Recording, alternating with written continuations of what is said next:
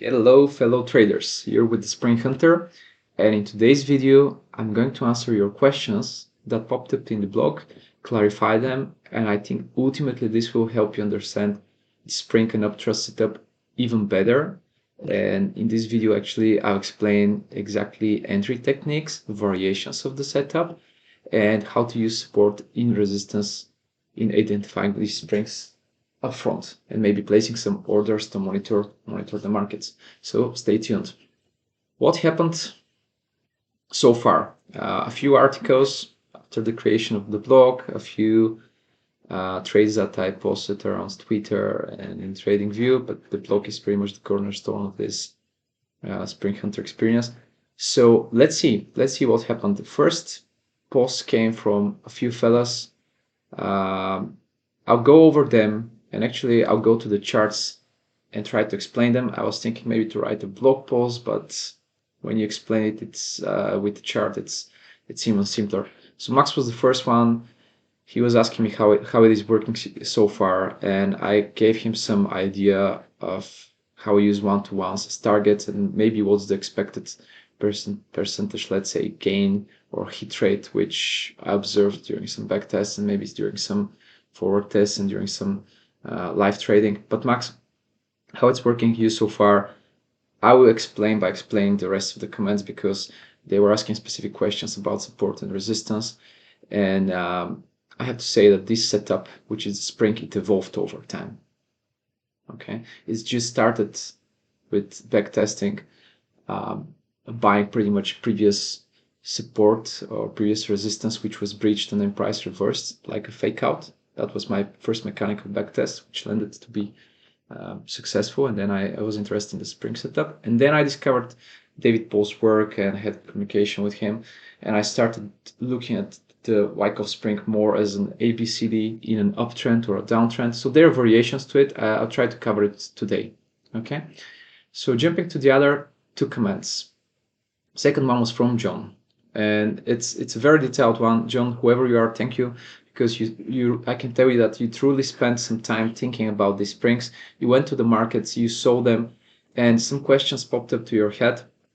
I have to admit that these same questions came to my head, and I was in a big quandary. I was wondering, okay, but I was wondering exactly the same things. So let me show it to you, show them on the charts. So, and thanks for the nice words, folks. Really, I mean, that makes it worth it, you know. So how do you know when you should have previous support become resistance? I mean, do you somehow quantify it, or is it just a good feel? That's an excellent question. So how do you know if support becomes resistance? I will open the chart of a stock. It's a stock actually that I was writing about. It's called ARAS, and this is the daily chart. So how do you know if support becomes resistance? Let's replay it to maybe show it. You don't know.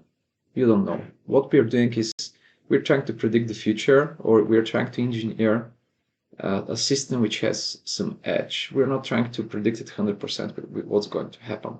Everything that we do has some probability attached to it. I don't know 100% chance to win. I don't think that such one exists. So how I treat support and resistance. First of all, before starting, just to explain the basic tenets. If you're a fan of Dow, the person who is pretty much the creator of the Dow Jones Index, he identified three types of trend. You have a crippling trend, where you have the price doing things like this one, so the price is pretty much overlapping, the previous high is being like breached. Okay, so previous support turns resistance, but not exactly. Price is coming back like here. You have previous support, but then price came here. You have previous support, but price is coming here. So this is what Dow is calling a crippling trend. If you see such a pattern in in the market, whatever you're trading, Forex or whatever, avoid this one. I mean, avoid treating it as a trend. It's more a channel, you know, at that point in time. You see, this is more channeling market, maybe forming some, I don't know what, ascending triangle or whatever, but this is more a channeling market. In these types of market, you might try to pick tops and bottoms by using the oscillator, because stochastic, for example, and the rest of oscillators are working quite nicely in channeling markets. But this is a tricky market to play trend trades, and the spring is a trend following type of trade. The other type of trend you have is the normal trend. Most of the time price is doing something like this, goes there, loses momentum, then makes a new high, and then the price reverses from the previous support zone. So this is the most common trend, maybe the most healthy trend in terms of long-term growth. This is what creates this stair-stepping type of patterns that you see after long-term trends. So this is called normal trend. How Wyckoff uses these normal trends? He calls this place the sweet spot, and he advocates that actually you can buy here. So very Wyckoff thing would be, this is not a very good example, but very Wyckoff thing would be identifying previous support and resistance and buying. Yeah, maybe this is a good one. Always easy after the fact, you know. So previous support turns a resistance around here, and you have this pin bar. So that's not a spring. Yeah, maybe you can argue it's ABCD, but guys, this is more sweet spot. So previous support turns resistance. You have some entry bar, and you might risk it. You might bet here that there will be a reversal. You might use some stochastic or some volume to confirm it, but this is going to be a sweet spot. Same as probably this one. This is a sweet spot. It becomes a spring when it has some A, B, C, D characteristics inside of it, because the pattern is a complex pullback. It's a two-wave pullback, actually three-wave pullback, two-leg pullback, two legs down. And the other one, yeah, this definitely, for example, is a spring. You see, price came. Maybe the first one, maybe this one was actually the sweet spot. The first one is a sweet spot, if you look at it like that. But this pullback once, kissed it, pullback second time, the second time is a spring. This is a spring.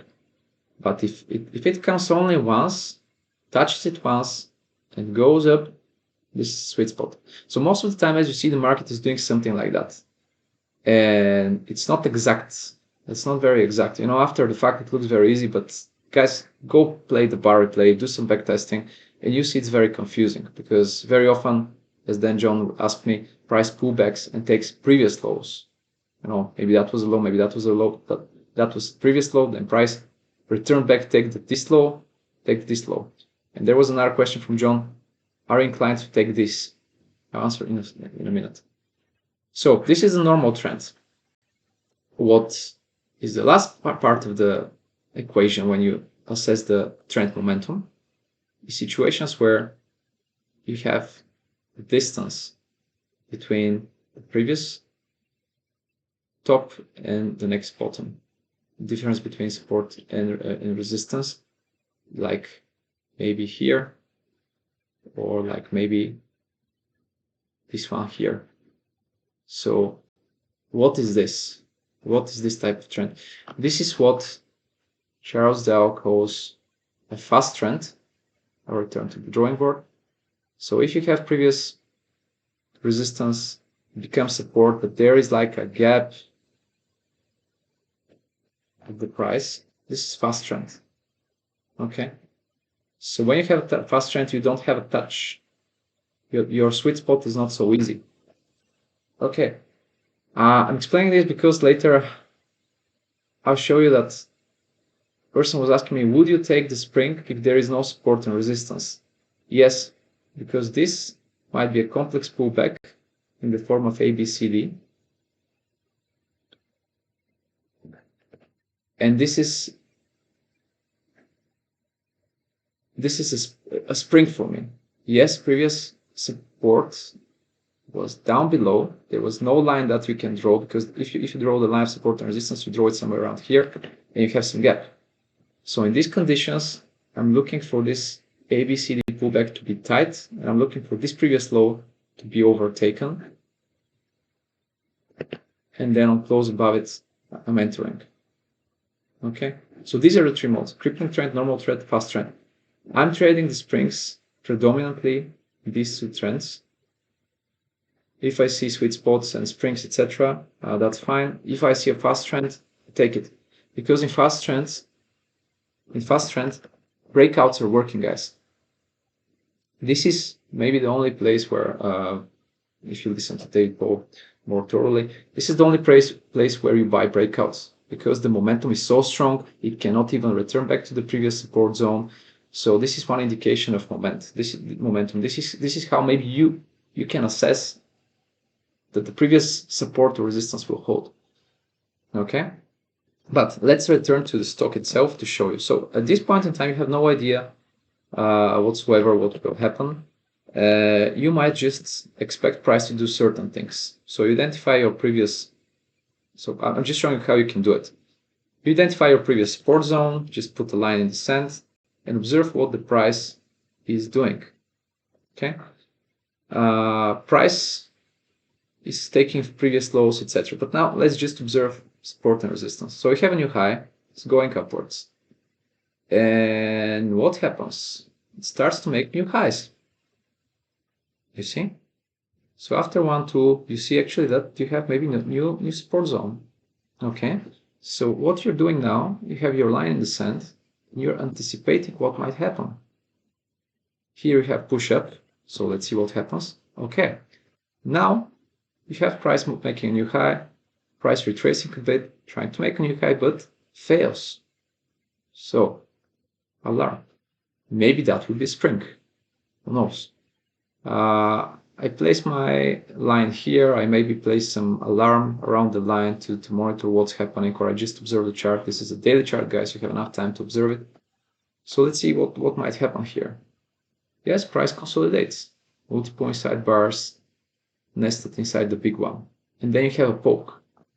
You have a poke below this level. At this point in time, this looks like a springing formation.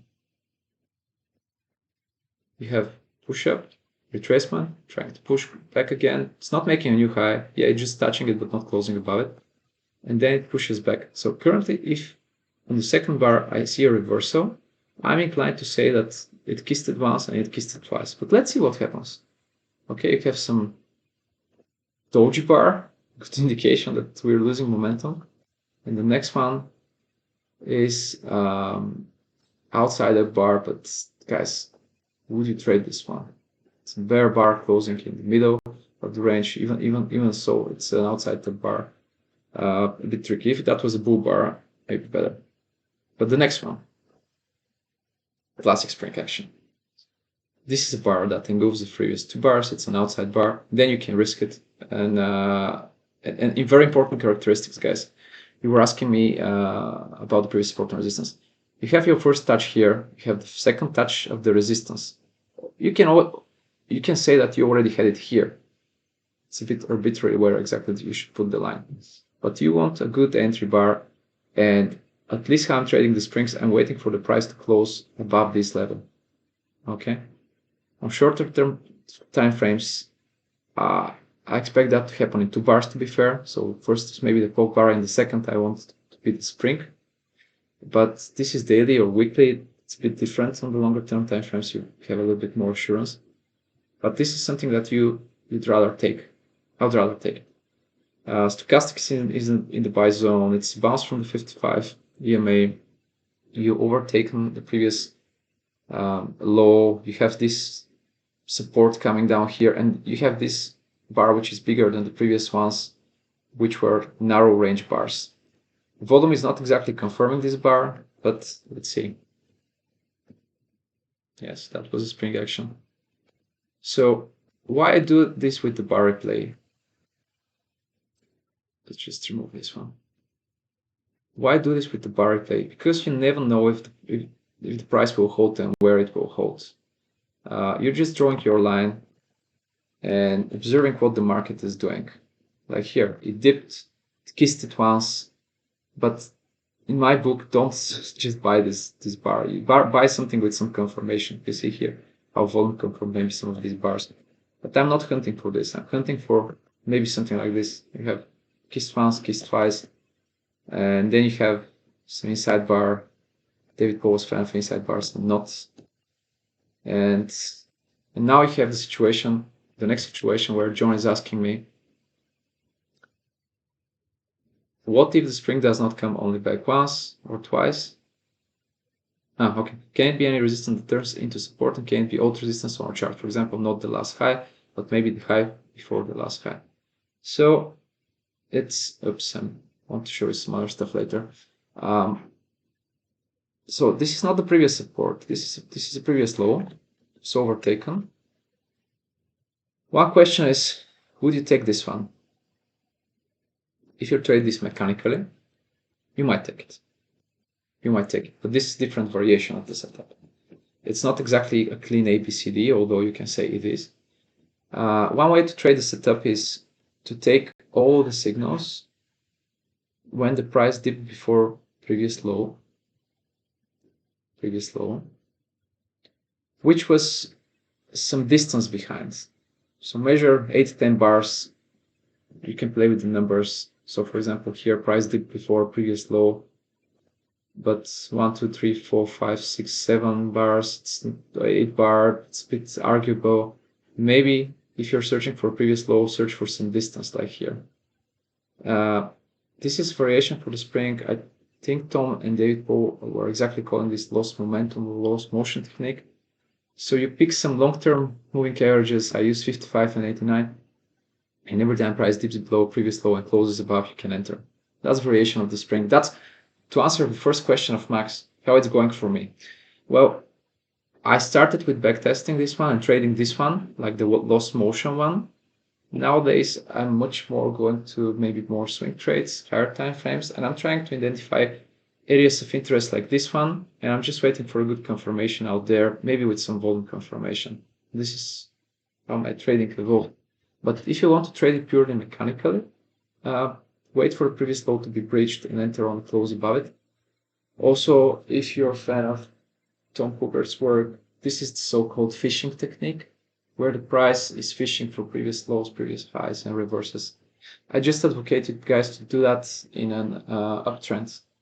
You know, don't try to pick reverse. I mean, you have the moving average is pointing upwards. Please don't try to pick these bottoms. Pick these bottoms. Pick these bottoms. Pick these tops. Because in an uptrend, there is so much more meat on the upside than to the downside. It's not worth it. I'll just break for a second the bar replay because I want to show you the rest of the chart. So you don't know if support will hold or not. You can only use this knowledge of the trends and what's happening, and you can try to place a stop at the extreme. You're not trying to predict it. You're just trying to engineer a place on the chart, a reason for you to enter with little to no risk, very small risk, very, very, very small risk, and hope for such a runner. You know, this is what you're trying to do. You don't know what will happen. It's always probability. We're betting here. We are not predicting the future. We don't have crystal balls. But for example, here some previous low was taken. I just remove this support and resistance. It's very visible. But you might say, is that a spring? Yeah, take it. Is that a spring? Yeah, take it on some close above this bar. I'm just waiting for... I have a few bars which I'm trading. Maybe I explained it in other videos, but this is the explanation. You don't know previous supports, whether previous support will hold. You can use volume to gouge this, but volume is very dodgy. It's in an uptrend. Up moves should be on raising volume, and then the pullback should be on lower volume. Then uptrend should be on higher volume, but it's very, very dodgy, guys. For example, this RX stock a bit difficult to assess it that easy. For example, here volume was a bit higher on the upside. Here it was a bit higher on the upside. But from time to time, it's super unclear. So volume is one way to gauge it, but it doesn't work always. Okay. I hope I was able to explain the first question. How do you know if previous support becomes resistance? You don't know. This is why we're betting. We're using the odds. So what if the second question, what if the spring does not only come back once, but for example, comes back again and runs the spring? What do you do then? Do you then pass the setup, or do you say that's not spring anymore? For example, when you have a spring goes back up, runs back down, and goes down below the spring and then reverses. I hope I haven't wrote it here so complex that nobody understands it. I understand it, Max, John. I understand it, and it shows me that you're thinking about this one. Perfect example of your question. If you're trading on the daily RS, first reason to go long here. That's another question that I'll discover, maybe another question, but if you have such a gap up, very often this gap up on its own acts as a support resistance, and I'm inclined to buy the bar which is poking this gap. So that's for me is a form of the spring. So if you buy this one, what happens? You're stopped out here if you don't close or you don't protect your spring. Then price reverses, comes back down, takes this low, and have in mind something else, guys. Where is the previous support? Maybe here, maybe here, maybe here. Where is your support? You're above it, you know. You're maybe in a fast trend situation up to here. But previous support is taken. You have this outside bar, because the range of the bar is below the previous one and above the previous one. It's a bull bar which closes above the midline of the previous one. That's also a reason to go long. It's a daily chart. So you go long, you have some, hopefully you bank half at 1-to-1 or previous resistance, and then it returns back and runs the stops again. And then you have this bar, and you might enter again because you have close above it. You have close above this range. You're brave. Hopefully you banked half or here. Then it comes back and runs them again. Runs the stops again, and you have a good bar. This is a good bar. And then the same repeats. So you might ask me, hey fella, but where is this runner you're talking about? You don't know when the runner is going to come. But 21 above the 55, above the 89, the trend is still intact. You're in consolidation zone at the moment. And you're trying to pick all the bottoms, but you're not trying to pick them with just a runner in mind. That's why, guys, I'm telling you, at 1-to-1, secure some profits, maybe close half, and secure it at break even. So here you'll be stopped out at break even, here you'll be stopped out at break even, here you'll be stopped out at break even, here you'll be stopped out at break even. The next bar is again some piercing line, although not perfect, because for piercing lines to work, it's the best that they close above the midline of the previous one. Yeah, it's not very exact, but it's very dodgy, this one. But still, you can say this is a spring. Still a valid one. And then you have this, and by the way, you don't have very good volume confirmation for these previous bars, not all of them. And then you have this beast. Takes the previous low, takes the liquidity, takes support from the previous, takes, I don't know, wins from the previous support or whatnot. But then earnings came. Very often these bars are related to something, earnings, news, whatever. As you see here, after the earnings, it stalled a little bit. Dividends came, and you had this volume spike. And then earnings came, and you had this best. So, what do you do? And by the way, after this best, you had a runner. I'm still not sure, by the way, if it reached the 161% retracement. Yeah, by the way, it reached it. So, but by the way, if you enter here, It's a very bad place partially to enter if you use the spring setup, because if you enter here, that's literally your entry zone. Your one-to-one is here. The risk to reward is quite skewed. I like to enter here with these small bars because I have enough time, enough room to bank my one-to-one, or I have enough room for the previous level to be touched, and I bank it there. And then when I have my my runner, I have 1 to 3. Okay, this is what I'm looking for. If you enter here, you definitely need to use a wider target if you use the Fibonacci ratios. So instead of 161, I'll definitely use the 2618. Otherwise you have no chance to get good risk to reward. But John, to answer your question, if price keeps returning and taking these previous lows while the moving averages are looking like this one and the price is holding, take them, take all of them. It's like chopping wood.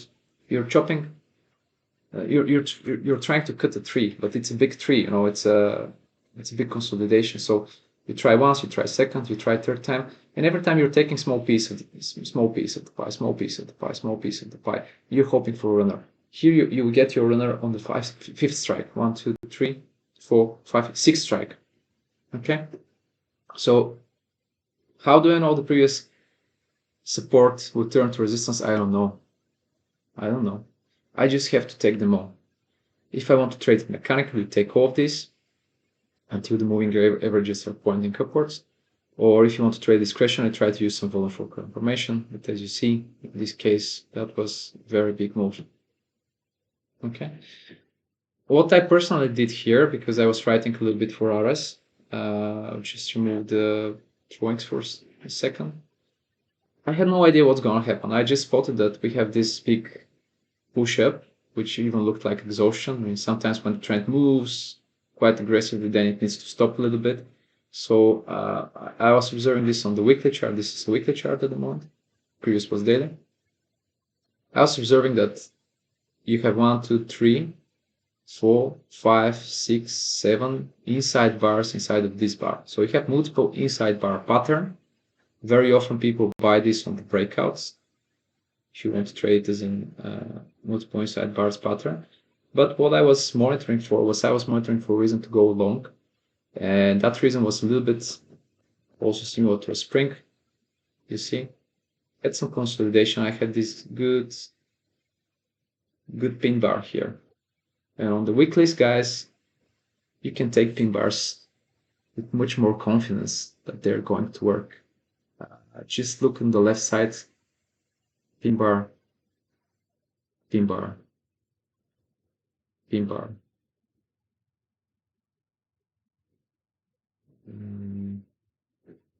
That is kind of a hammer, but not that bad. Good, but this one didn't work so well. But I hope you were entering already on this one. This was an outside bar. So on the weekly, the pin bar is much more secure signal. So I was looking at the weekly. I was also browsing through the daily, and I was thinking, that looks like a spring. So one of the posts, I think in one of the posts, I exactly pointed out to this one here, and then I'm currently in on this bar. That's another topic. That's not exactly the spring setup, but the same logic here.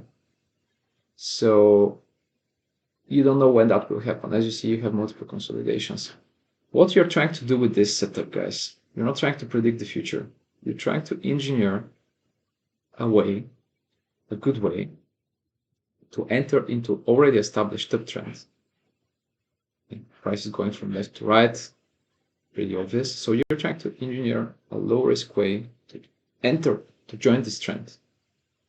To join with small risk, you really need to enter in the danger points.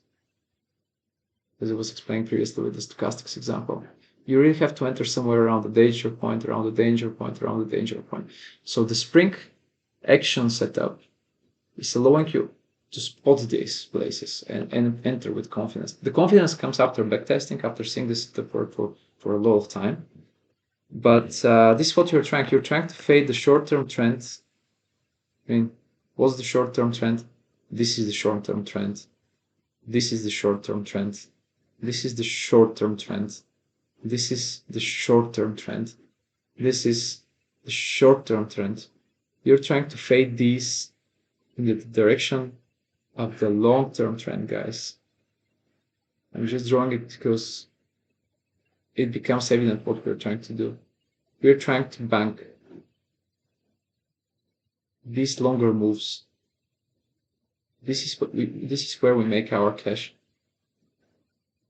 We make our cash catching these trends. So this is the reason why I prefer to enter close out at around 1-to-1 or the previous resistance level. That's based on personal preferences, and then hope for the runners. But the runners that are not going to be stopped out at break even, etc., they'll be 1 of 10, at best 1 of 5. If you trade stocks, if you trade longer term time frames, as David Paul was doing, I think then you can reach around maybe 30% for the runners. But this is something that is hard to achieve, at least for the moment. I mean, on the short term time frames, to get 30% runner, you need to use some kind of a trailing stop loss, not exactly these targets that I'm using. But these runners, they're very meaty, guys. They're very meaty. For example, imagine you're entering here. Previous low was taken. Just imagine it, and you have the target at 161. You don't enter on this one, but you enter on the close above the previous level, which is not perfect. But this runner, oops, I'm using the opposites. Never mind. This is just showing you that you have 1-to-1. Probably you'll be stopped out, but the runner will be 1-to-2, 3 times bigger.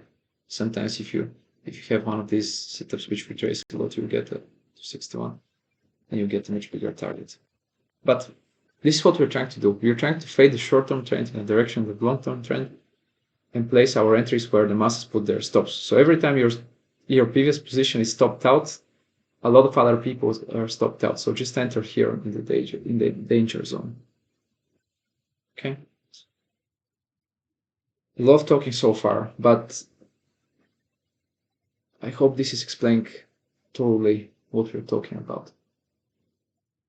Third question was, can it be any resistance that turns into support? Can it be any old resistance on a chart, for example, not the last high, but maybe the last high before the last high?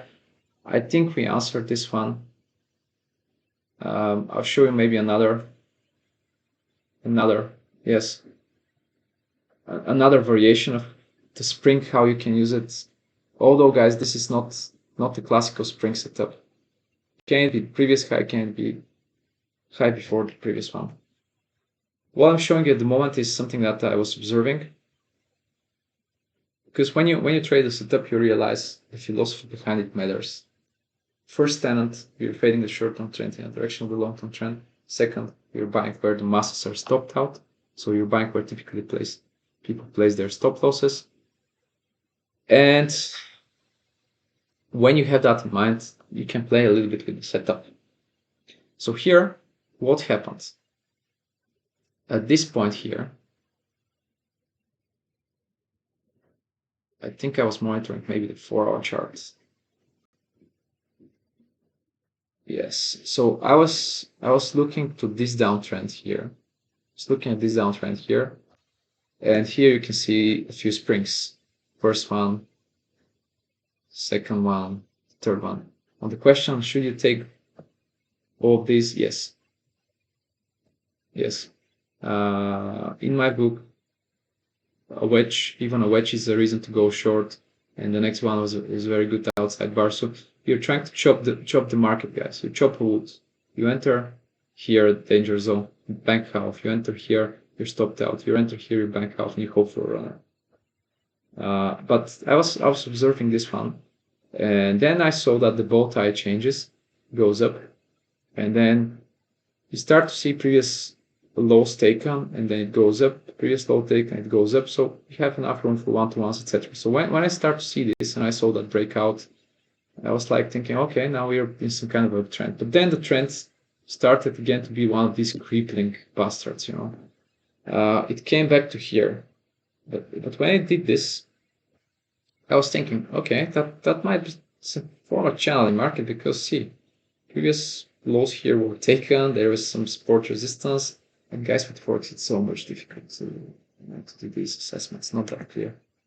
But I was drawing some lines in the sand. And then when price came here, I was already thinking, okay, the third touch, let's see what the price will do there. And then price started retracing. And then I remembered what Jesse Livermore was trading. That was one of these expanding funnels or whatever that were predicting kind of trend. And I was thinking, if you look at DMAs, this is totally against DMAs. It's all over the place. So it already looks like a channel. So my thesis, for example, here was that's like a channel in market. Yeah, it's crippling trend, etc. Let's see what happens, because you have a little bit push up. Then is that reason for spring? If you're brave enough, take it, but you're in a crippling trend formation. Here you might deploy this thing that Tom calls a fishing technique, or the loss motion technique, where previous low is taken and then price reverses. You're trying to catch big runners. So, and then this bar came. So, to answer your previous question, how do you qualify previous support and resistances? If you're in an uptrend, look for the previous one or twos maximum, if you ask me. But here I'm showing you a situation where I was just analyzing, for example, the market. I saw this channeling condition. To solve it, you have to play a little bit with the charts. It's not very easy. At times it's very crowded. But in channeling markets, the stochastics and the oscillators are doing a good job. So this was predicted by the stochastic. This was predicted by the stochastic. This definitely was predicted by the stochastics. You have this one also aligned with the stochastics. So what do we have now?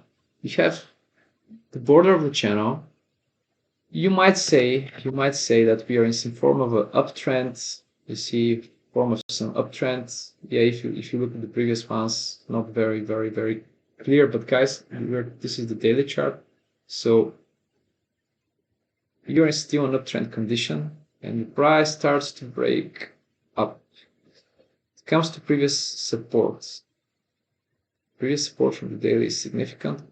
It already held it once, actually hold it once, twice, third time. So you can even draw here a line below these lows.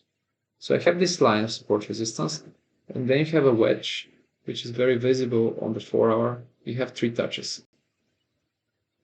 So you have 1 touch, second, the third one, and then you have this pin bar on very high volume with the stochastics in deep overbought zone. Would you take this fund? Yes, you can. In my opinion, you can. But then this is different setup. If you take this here, your target is somewhere around these levels, and you're not betting for a runner, because your thesis is you're in channel. If you just wait for a runner at the 161% retracement, you probably won't get it without being stopped out, because this is outside of the channel. You know, if I for example enter here and I pull for a runner, this is conflicting with my channel thesis. Okay, so there are so many ways to skin the cat. Nowadays, that also answers Max's question, how it's going for me those days. Well, those days I tried to be more discretionary and identify such areas, such swing highs, swing lows, especially from the especially the higher term time frames. You have more room to plan these trades, enter them, and hope for such things to happen. For things where you can actually bank 1 to 3. 1 to 3, etc. Okay, you can take half. If you take half here, you get 1.5 hour, 1.6 hour, and then if you still believe in the long-term thesis, maybe play a runner, but 1 to 3 is more than plenty. Okay, So I'm just showing you a variation. For me, that uses the same logic. We're trying to fade maybe the short-term trend in the direction of the long-term trend. And this is more efficient. It's the variation of the spring, but it boils down to the premise that sometimes previous lows, previous highs are taken. There you have liquidity there, you have breakout traders which were stopped out. Because what happened with breakout traders? People are shorting here, shorting here at the level, and then you get this pin bar, and then this reverse when people get discouraged. This is what you're playing. You're playing with psychology. Okay. So I'm talking a lot, but I hope that clarifies it. Would you trade the spring when you would have your resistance turning into support, then it moves up and makes a new high, and then pulls back, kisses a second time, goes lower than the first pullback, or the same level or a bit higher, just comes back a second time, moves back up. This is what I explained here with Taras. You take them all. Comes back once, kisses it, second time you enter. Comes again, enter, comes again, enter, comes again, enter. But if you keep doing that till forever, you might actually catch the downtrend turning, and you're still trying to bet against the trend. So to keep doing that, you have to have your rules. My specifically are that I want to see the moving averages pointing upwards. If I trade the small time frames, which are more noisy, sometimes the 21 EMA is not that important for me on the smaller ones, because just the moves are a little bit chaotic. Okay. I hope that answered all of your questions, John and Max. Pretty exhaustive, already speaking for 41 minutes, but let's cover the last one. These videos are longer than typically. If you're a vlogger, probably you do it 10-15 minutes just to catch the attention of people. But if you're here, if you're standing, listening to me, guys, kudos for you. Kudos for you. You're really keen on this one. You really want to understand it. You want to become a trader. So my congratulations. And in the previous video, there was one comment just to cover this one, and then we're done. Maybe it's one of you guys that commented in the blog, but who knows? Okay. Rocking this thing is saying, just zoom in, is saying, this makes sense, thank you very much. I just found it difficult to understand at first, because when I had previous resistance becoming support, it made sense because I had one level and one trade. But with no support resistance, I found it a bit confusing, because when it takes out previous support and goes up. But then, for example, the question was, how do you know when you need previous support or when you can take it without previous support resistance? That's one of the questions. I think I answered with the fast trend explanation. If you have previous low taken, just go long. The support and resistance is like an anchor, to use it for basically maybe your alarms to spot that the price is turning. Okay. Would you take it there again now that you have support resistance? And I wondered if any support resistance is okay, or if it has to be the last one. If last one, everything is clear. If any, what would you do if you get a setup on the last support resistance and then it pulls back, to example, to the support resistance before the last support resistance, and give us a setup again? I think partially I answered this one, but I'll show you another chart which I prepared for you, which is not that clean. So this is EURAUD. So what happens here, folks? What happens here? You have the price moving downwards, 21 above the 55. We're below the 89 EMA, so you have some kind of spring action. Price comes back down here. Then it moves back up to previous. The price doesn't move like ABCD, like A, B, and then hop, retracing from these ones. Typically the spring is advocating this one. So you have previous, now resistance turns supports. Previous support turns resistance now, the opposite. But the price retraces more aggressively and takes these highs. The question is, will I take this one? Yes. Yes, if it's in a longer time frame in the direction of the big downtrend, like in here. So 21 is just below the 89. I maybe want to try to play it to the downside. Maybe I think that there is some room for the price to move up to maybe the 78% retracement, which is around this level. If I have some reason to go short from the higher time frames, if I see again stochastics in heavily overbought zone, like in here, outplay it with like the fishing technique, play it like this one. You have pin bar. If you enter here, the risk to reward is so tempting, because from here to this level here, you have at least 1 to 3. So to answer the last question and maybe some of the previous ones, even this one is okay, but this is not the cleanest setup where you have the ABCD. The clean setup where you have the ABCD is this one. It's very visible here. Price came, lost momentum, retraced back to here, tried to make a new push, returned back here, and it reversed. I think this is the more reliable setup in my book. It's more tighter, but sometimes these just give great opportunities for risk to rewards. So another one here. That was a spring setup. It's 4-hour chart. If you probably drop to the 2-hour, it's a little bit more visible, but that was a spring action. Then price reversed up to here. If you have support from the longer term time frame, because see yes, you're above the moving averages, but if you go to the 4-hour chart and it's showing something like this one, it's like you're taking the spring from the 4-hour chart, but you might be trying to enter with a little stop loss. It's more risky. This is more speculative approach, guys. It's more speculation. Everything is speculation, but with Forex, I think you have to be more flexible with the moving averages, because the price very often is not respecting it that well. For example, like here, that was a spring, but what about the next one? That also was some reason to go short. That also was some reason to go short. You get stopped out a few times. But then you see, you have this big move down, and then even this one is playing a little bit. So with Forex, the moving averages are handy, but I think for example, if you trade the 2-hour or 1-hour charts, you have to know what the moving averages are doing on the 4-hour daily, because you're just trying to catch the longer term time trend. In the Forex market, it's trending a lot, but there is a lot of noise. So to catch this move, you have to be here, you have to be here, you have to be here. So it's not always so clean. So I was showing this chart.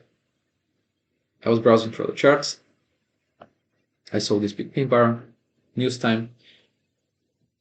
I think if it was, I don't know, Chairman Powell or whoever was speaking. I saw this pin bar and I took it. You might ask me why. It's against the whole strategy. Well, it's against the whole strategy, but here maybe some intuition comes into place. First, I'm stealing on these downtrends.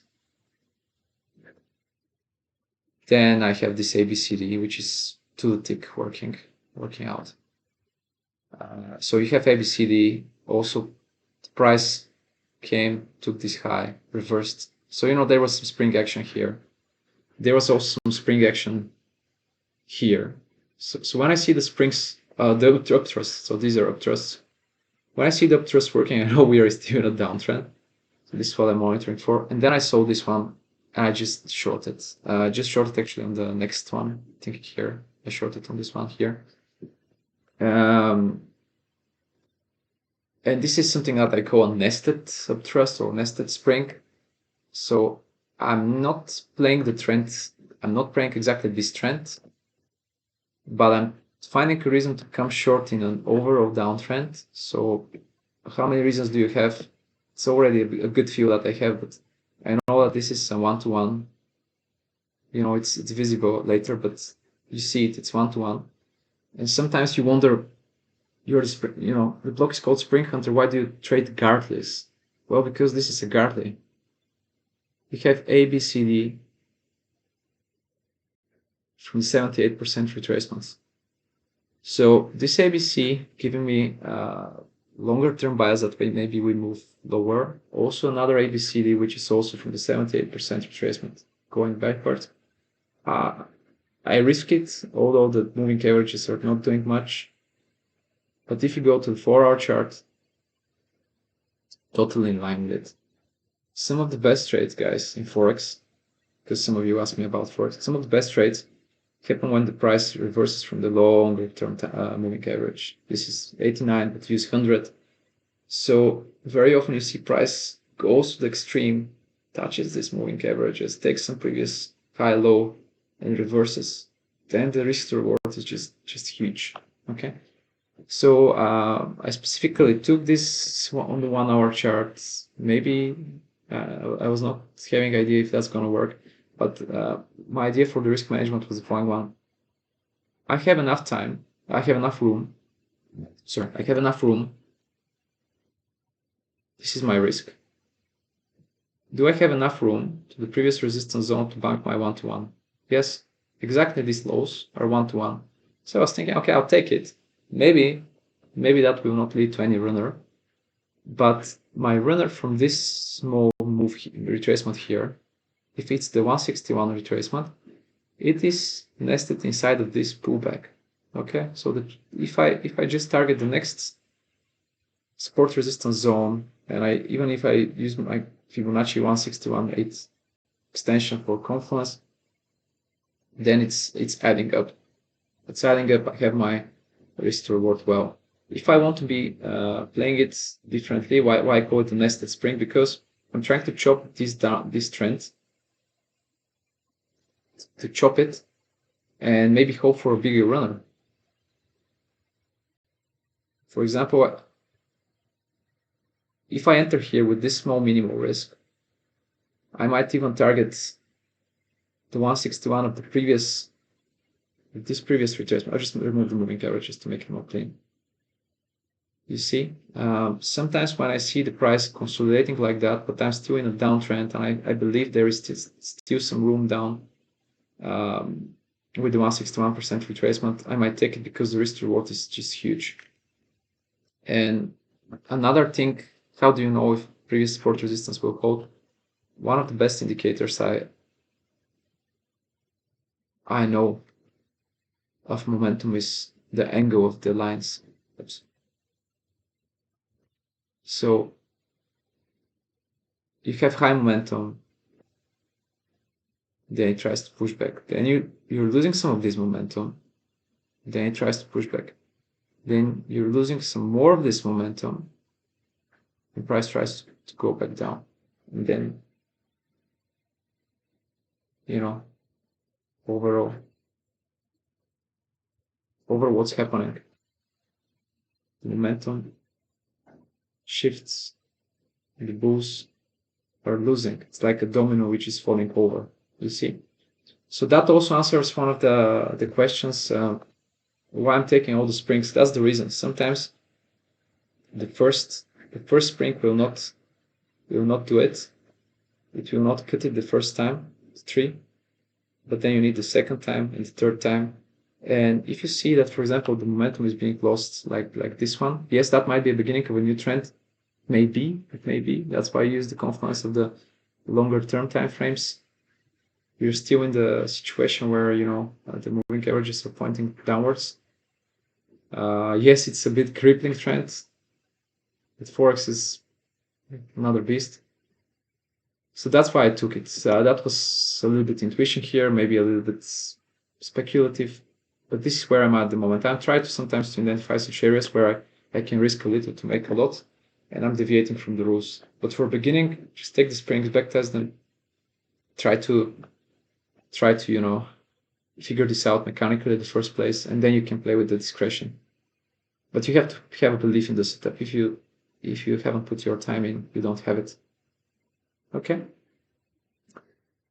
Well, folks, if you're still here, 54 minutes, a long one, but yeah, my videos are like that. Raw.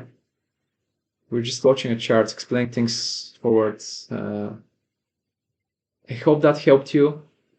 I really want to thank you guys. Max for the first comment in the blog post. For the rest of the folks that commented the previous video, Viara, AG Murder Core, thank you guys. You were the first ones that saw the video, liked it, commented it. Thanks for all these questions. I really hope I was able to answer them sincerely. I'll show you some examples which I specifically was observing. These are things that I'm observing at the moment, not exactly made up. Maybe we can go back to the charts and just find good examples. But these were some things that I was looking around the markets. I don't always take these trades, but sometimes I observe them. I just want to see what the price will do. That's my hobby. So thanks for being here. Stay tuned. If you have any more questions, please ask them below the video or in the blog post where that will be placed. And I promise show you more examples of the springs and everything else. So stay tuned, guys. Thanks so much for now. Enjoy the day, and happy hunting.